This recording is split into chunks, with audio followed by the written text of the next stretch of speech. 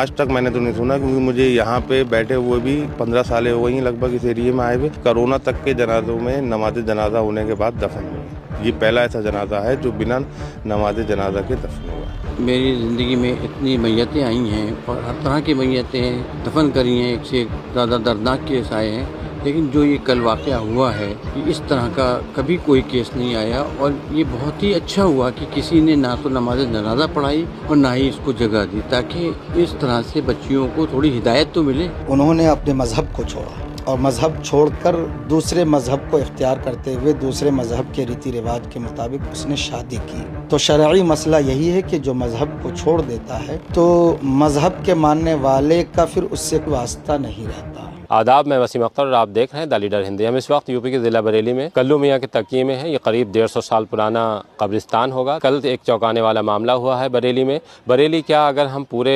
मुसलमानों की बात करें तो मुसलमानों में शायद ही ये जो मेरे पीछे आप कब्र देख रहे हैं ये पहली कब्र होगी जिसका नमाज जनाजा नहीं हुआ है। इसे नमाज जनाजा के बगैर दफन किया गया है। एक लड़की थी जिसने अपनी मर्ज़ी से एक दूसरे संप्रदाय के लड़के के साथ शादी की। उसके बाद उसकी अचानक मौत हो जाती है। मौत होने के बाद उसके घर वाले उसकी बॉडी को अपने घर ले आते हैं, यानी उसकी बॉडी मायके में आ जाती है। इस मामले को लेकर मोहल्ले के लोगों ने एतराज़ जताया, क्योंकि ये दूसरे संप्रदाय के लड़के के साथ चली गई थी। ये लड़की मुस्लिम थी, लेकिन चूँकि दूसरे संप्रदाय के साथ चली गई थी, इस वजह से मोहल्ले वालों के एतराज़ के बाद ये मामला तूल पकड़ता गया।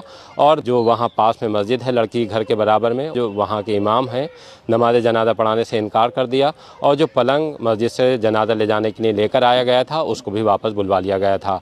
तब ये मामला दरगाह आला हज़रत पर पहुँचा। मरकज़ी दारुल इफ्ता से इस मसले पर राय ली गई।